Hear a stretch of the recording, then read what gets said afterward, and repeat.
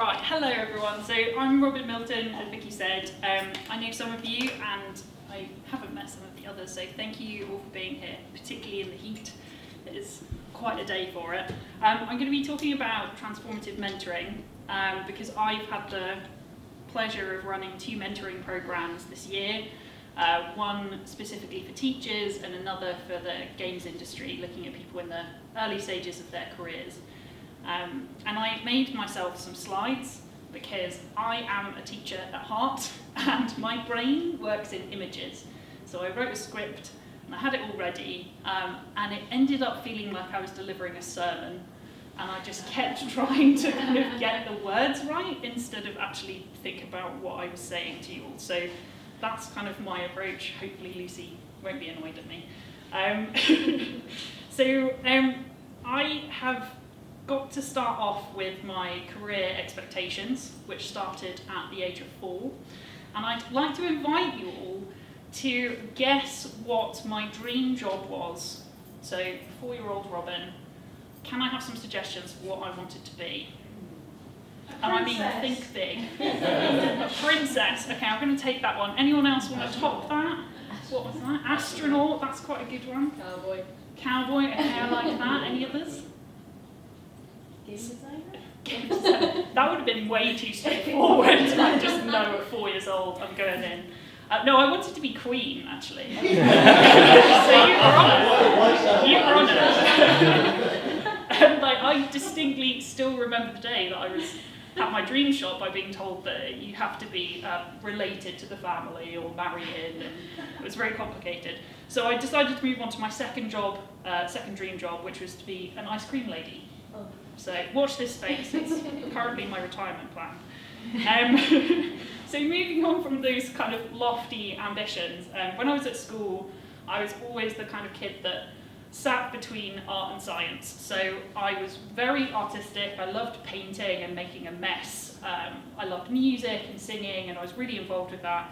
But I also loved science and kind of learning about science, chemistry, absolutely fascinated me. And so when I did my A-levels, I did kind of 2 of each across my 4, and I was constantly being encouraged by the educational system to narrow it down. They were always kind of saying that you can't be both, you're either a sciencey person or an artsy person. And that's kind of when everything really lit up for me when I went to a NUA open day, and pure chance, kind of on a whim, went to a games talk for one of their courses.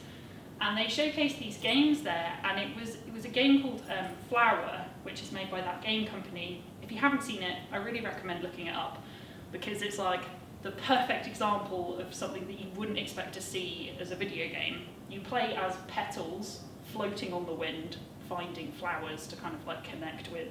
It's very, very chill. And going to that talk made me realise that there was actually a place for me in games development. I'd always loved playing games, but I'd never thought that that could be part of my career journey. And games is great for me because I can literally bring everything to it. So if I want to bring in like history or art or music or comedy, like you can bring anything to the games that you're making. No one's kind of saying, no, you can't do that. That can't be put into the game. And sort of 10 years on after graduating, I'm still as passionate as I was about it when I was kind of younger, which I think is a good sign. I think I picked well. So the way I bumped into Lucy and the Norfolk Network was actually, I was involved in Enterprise Society at uni, and she helped me sort speakers. Tom was a speaker really early on, and I got involved with Norfolk game developers, and we actually helped with the first and second years of the Norwich Games Festival in the Forum. So it's fantastic to be kind of back here seeing that space. I also, just because I am one of those chaotic people, applied for a games development competition which was up in Scotland. It's called Dare to be Digital. It's still running now, but it's just Abertay University students doing it now. But when I was there, we had students from right across the world. And that meant that I ran the Games Festival in April, handed in my degree coursework in May, and then got on a train to Scotland after my graduation ball to then go and spend 9 weeks up in Dundee. So it was a whirlwind, but it was fantastic. And after doing that, I've worked as an events manager, obviously with the experience from the festival. I've done community management, and then for 4 years I taught games development to teenagers at Access Creative College. And then I quit. Last summer, I kind of got to a point where I kind of felt like I was going a bit insane, and it wasn't really the job. I think it was just, I kind of realised I wanted to make a change in my life, and I'd always wanted to run my own business at some point. Wasn't quite sure how or what that was going to be. My dad and mum, when I was growing up, both self-employed, so I know the other side of it, the less fun, flashy side. But my dad, who's like a big inspiration to me, he had a copy of Theodore Roosevelt's speech, which is The Man in the Arena. Some of you might have heard of it. I've stolen the last line and adapted it for me because he says he.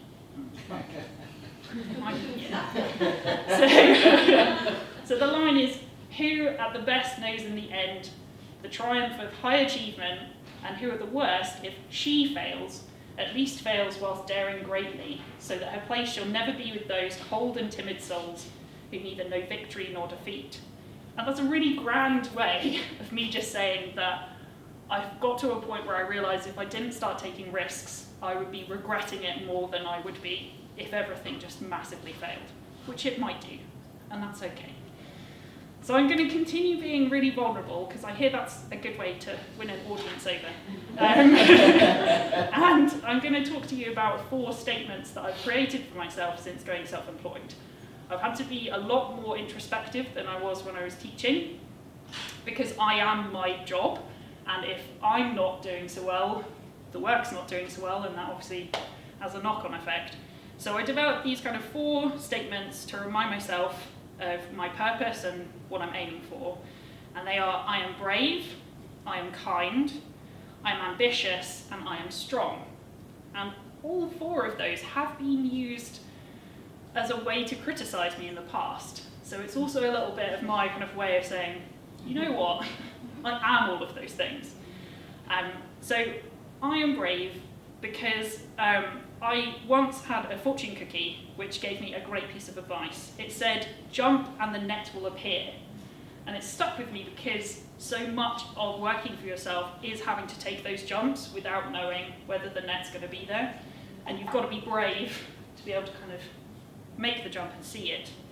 I'm kind despite being told that that's not something you can do in business. I'm sure a lot of you have been told that you can't be kind of nice and business savvy, but I think Norwich is a fantastic example of how that is not the case. I am ambitious, and I won't apologise for it, because I think often people will find someone who is ambitious and wants to be queen at 4 years old. It's maybe a bit too much to be around, but I kind of have got to a point where I realise it's just who I am. Like, I can't kind of dampen any part of that. So now I'm wearing it as a badge of pride. And I am strong. So the thing that I focus on with strength is commitment and consistency. There's a lot of things I'm working on at the moment, including my own health, which requires commitment and consistency. That's the only way I'm going to see results with it. So that statement's just to remind me that, like, it's not going to be big wins all the time. Sometimes you just have to keep showing up. So now I want to ask the audience, what does mentoring mean to you?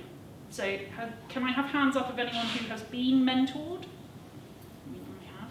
Cool. Okay, so loads of you. Great. So Esme, I'm going to pick on you because I know you. There's the teacher in me. Tell me what mentoring means to you. Some home truths. Yeah? So kind of like having something reflected back to you, maybe? Yeah, and a different position of more experience and wisdom, being able to share and kind of point some things out. Absolutely taken right back to 20 years ago when you say that, and you mentioned me. Yeah, that's fantastic. And Tom, I know you have been a mentor, so I'm also going to pick on you. What does mentoring mean to you when you're kind of meeting with people? Yeah, it's like that, right? So listening, actively listening, and then giving space to sort of come to their own realizations through that process of discourse and exchanging ideas. Fantastic. I've got some excellent students here today. Well done. So yeah, I think that's great. I think the big thing for me when I noticed running these mentoring programs, I matched a lot of pairs, which sometimes had a lot in common, but sometimes didn't. But the key thing was that they were both willing to provide time, so give time to one another, to have these meetings, to have these conversations. And a big thing that I don't think anyone here would say, but mentoring is not training. And that's a really important thing to remember. I think sometimes it can get wrapped up in that sort of continual professional development band, where people are like, oh, this is great. But mentoring isn't meant to be training. Yes, you might both develop skills or kind of find progress from being mentored. But the key thing that I found was that it was sitting in that space together, sharing things, being really open, talking to another really, really honestly, in a way that we don't often get time to do in our everyday lives, particularly if we're self-employed. A lot of our time is taken up. So creating that time for one another is really important. So I want to tell you about one of the mentors that I worked with for the educational program. And her name is Nettie, and she's lovely. She's a maths teacher, and she's one of those people where she's so passionate about everyone that she meets, and she will fight to the death for them. But she's also someone that you don't necessarily want to mess with. It's like, they're lovely, but just don't cross her. If she's getting things done, like, just don't get in her way. And she had a mentee that was really, really struggling at the start of the academic year. So September, they had a lot going on in their lives. They had a lot of colleagues that were getting ill, so they were doing a lot of cover work. I remember those times. It's not easy. And so she put an extra support session, she did more one-to-ones, she introduced them to other staff that could support this mentee. But what was really, really special, and why I literally wanted to do this talk today, is that mentee then went on to support their colleagues. So as a result of Nettie kind of investing into this person, the mentee developed like classroom kits. So they'd print out resources and worksheets that they'd made and leave them in the staff room for other staff to use. You have experienced members of staff that have been teaching for years kind of coming up to this mentee and being like, oh, can you have a look at this thing that I've made? Or finding like a new passion for what they were doing because of this kind of ripple effect that was happening. And I think that's the thing that's really, really special about mentoring, is that when it's done right, it's not just the two people involved that can be positively benefited by it. The other person that I wanted to talk about was a mentee that I've known for a couple of years, and he was working in a role that he enjoyed but was not his passion. He's always wanted to be a writer for games. And I matched him up with a narrative designer, and then there again, he started mentoring students that wanted to get into writing. So he's had a bit of support with his portfolio, he's now kind of well on his way, but he in turn gave that wisdom to the people around him and started sharing it with others. And seeing that kind of knock-on effect has just been fantastic. So this is the point of the talk where my Women in Games ambassador hat comes on, because at the start of the year I did some research into gender equality in the games industry. I'm sure there's no prizes for guessing that we don't have gender equality in the games industry. But one of the biggest challenges we had was that none of the data we could find was segmented. So I could tell you potentially how many women are working in the games industry in the UK. There would be a guesstimate because a lot of the surveys are kind of underreported on. But I couldn't tell you how many of those women have caring responsibilities or are in senior members of staff or are founders potentially. And it made it quite a kind of minefield. But another piece of kind of information I did find was how far away we are from gender equality globally. So the World Economic Forum release a gender gap report every year. I don't know whether I should do this as a guess because it seems like too fun for something that's quite scary. But the World Economic Forum thinks that we are 135 years away from gender parity. Hands up who's shocked by that? A few people. Yeah, 135 years. And you might think like, okay, well that's globally. We can all name locations which are very unsafe for women, that have a lot of issues that we need to work on. But you could argue that Western Europe as a whole has made progress in some of these areas. Western Europe's listed as 52.1 years away from gender parity. And this is looking at healthcare, education, political involvement, and like workplace, so how much money are they generating into the economy. So that's the year 2074. And that really hit me hard when I was doing this research. I was like, yeah, I'm not going to wait around for that. I need to start doing something that can help shorten this gap, because COVID has put us back. Prior to COVID, I think it was 94 years away globally, and now it's at 135. So I started looking back at the research that I'd done with women in games, and a big correlation that I found, not causation, very important thing to remember, is that women who had started their own businesses and were involved as founders, those businesses then went on to hire more diversely, create more social impact, and just generally have more kind of like positive impact on the industry as a result of that. And it also meant that there was more women in senior positions in the company, because a lot of them had been there at the start. So I thought, how can I combine the positive ripple effects that I'd seen from mentoring with the impact of businesses founded by women and marginalised genders? And so I started Pharaoh Games. So I incorporated the company May 18th, and I did it kind of in a bit of a rush. I'd started working on a business plan, and one of my mentors is here today, thank you, Teresa. And I'd got an idea about what I wanted to do, but I saw an opportunity with Coutts Bank starting an accelerator program, and I just thought, well, I'd better start my company and see if I can get in.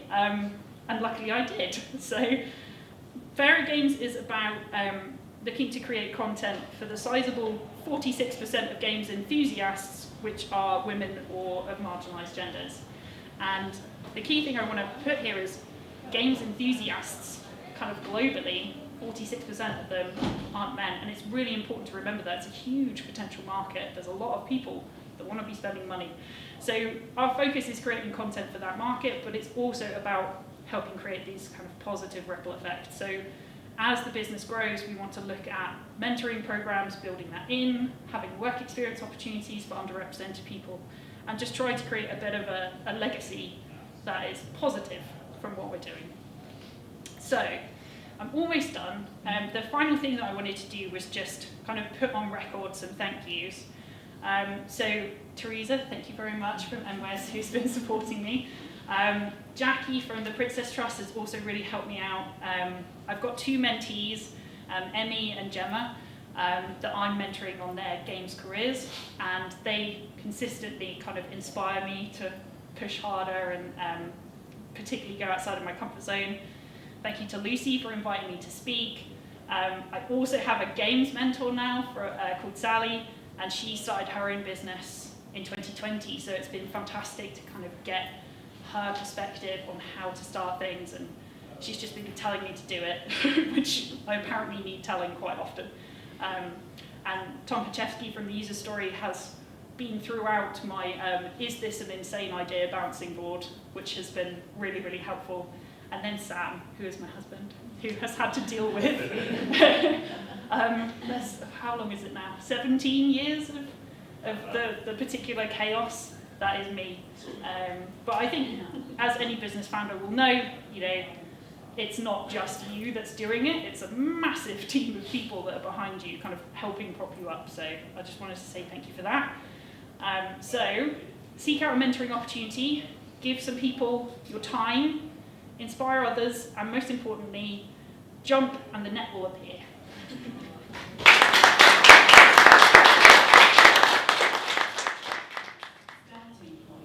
Yeah. Great day. Thank you. That's a fantastic question. So it's one of the reasons why I applied for the accelerator program. Was a big thing that I see a lot of games companies have, is that they cannot handle scale or fluctuation of growth. So often what will happen is you have a lot of money invested in a particular title, the team grows, game sells, then something happens and they can't continue that growth and staff end up getting laid off. And that was my first thing that was really forefront in my mind, is that kind of like Josh was saying, I don't want to create these jobs and then have them as disposable members of staff. So that's the first thing that I'm doing, is trying to really understand how to scale in a sustainable and responsible way, because I would like to scale up from just me. But I think the other side is kind of drawing a bit from my own experience of working as a consultant, and kind of drawing from the other companies that I've seen do it well, which is so important to have as examples where it's like, oh no, it can be done, is a really, really flexible working approach, and moving from hours spent to deliverables. So really looking at what's created, and as long as staff feel like they are making things in a kind of reasonable timescale and they feel like they're doing all right with that, to not have that sort of like you say, that 80-hour week structure at the forefront of it. Because, I mean, I've met so many amazing people that have great potential, but for so long they haven't been able to kind of achieve that because they don't fit within those kind of rigid structures of standardised work. So it could be that they have a chronic condition, or they've got responsibilities outside of work. And yeah, I've got to walk the walk. So, flexibility first, but the other side of it is really understanding how we can scale in a way that's not going to be at the expense of people. Yeah, great question. Yes? Any reflections on sort of duration of mentoring relationships? It's some good things come from time, familiarity, and sort of routine and rhythm. Sometimes you stick to on their course. What have you sort of learned about that? Yeah, so with the educational one that we ran, it was weekly sessions for an hour, plus an hour of group mentoring. So they sort of had 2 hours of contact with us for 3 months, and that was not long enough. At 3 months, we transitioned to doing it monthly for a one-to-one session, which has helped. But I really think that 6 months needs to be the minimum kind of block that you look at for it to actually help someone. Because I think it's kind of trust. You kind of have to trust that that other person is going to be around to kind of make that time for you. I think longer ones happen naturally, but 6 months is sort of, I would say, the bracket, and then after that, it tends to be that thing of ad hoc, or you maintain those relationships, but maybe it's not as formalised. Yes, Nick. Thank you, brilliant as always. Thank you. I mean, I've done a lot of supporting entrepreneurs, and with this, taking this leap of faith without knowing the net is there, is, I think, one of the biggest barriers to people actually setting up business and innovating and going forward. So I see my role in that is holding their hand while they make that leap. So you obviously are a risk taker. When did you first realise you were a risk taker, and what structures do we need in place to allow people to take that leap of faith without necessarily being a net that's visible? Yeah, it's a good question, because I always get really annoyed when speakers do these talks and then nothing's necessarily replicable. So I definitely need to kind of, provide something that can help. But I mean, particularly when I went to study games, that was probably the first big risk that I took, even though really in the scheme of things it's not a risk, because the industry's growing so massively. Risk to you. Yeah, I mean, I definitely had to do quite a good pitch to my parents to kind of say, I know you thought I was going to do this, but I've seen this really cool thing, but it'll work out. It's funny, the lockdowns definitely made me really reassess what I was doing and where I wanted to be, and I think I put off taking the leap and starting business for quite a long time, because I think, as we all know, there's really easy ways to kind of be like, oh, well, now's not a good time because blah, blah, blah. And I was still doing that when I was on a call with Teresa, and she was just like, well, you just need to start it, so let's just start it. And sometimes having that person there to just say, just get on with it, is really helpful, because I don't know, I think it's one of those funny things. A lot of the people around me, fantastic as they were, teaching is often a lifelong career. For good reasons, it's like a fantastic career to have. But, not everyone that you're working with every day is thinking like, ooh, how could I turn that into a business? Or, ooh, that angle, or whatever. So I think that being in the lockdowns and like not necessarily being in that environment so much just made me think like, okay, like I'm 30 now, and I was getting that point, and I was thinking like, okay, well what do I want to have done or to have started putting in motion by that point? And I got just a bit stir crazy, and I just thought, no, I need to start taking risks, because like the speech that I quoted from it really, really sticks with me, because it is that thing of better to have tried and had lots of failures. And my dad was an example of that, where the first 3 businesses that he ran weren't successful, and then the 4th one was the one that sustained and kind of grew and grew. But you have to be willing to take the risk first. So